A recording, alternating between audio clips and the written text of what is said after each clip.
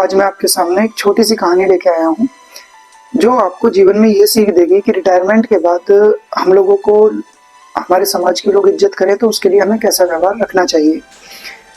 एक बार एक गधा था, वो एक गांव से गुजर रहा था। गधे की पीठ पर भगवान की मूर्ति रखी हुई थी। गधे का मालिक उसके साथ साथ चल रहा था।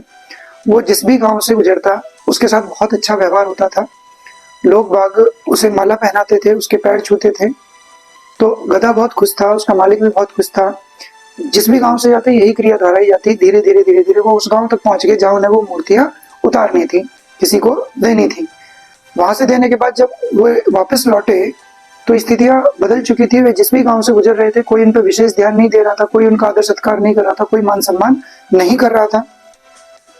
ये देख के गधे को बहुत गुस्सा आया और वो जब उसे कुछ समझ नहीं आया तो ढेचू ढेचू करने लगा। उसकी ये हरकत देख के गधे के मालिक को भी गुस्सा आया, उसने गधे को खूब पीटा।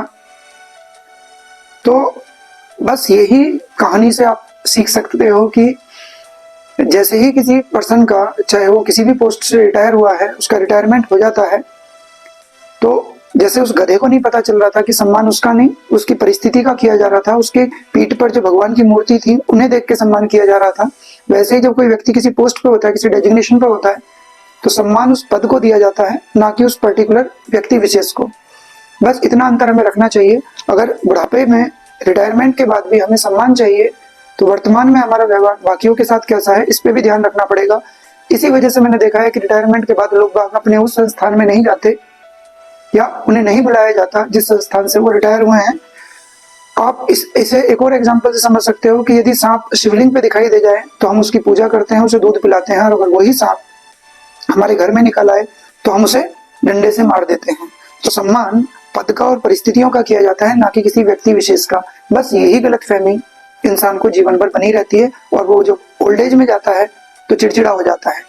अगर आप चाहते हैं कि चिरपिंग बर्ड्स आपके पास आए, लोग, छोटे बच्चे, एडल्ट आपके पास आए, तो अपने दिल को तो एक हरा पेड़ बनाना पड़ेगा ना।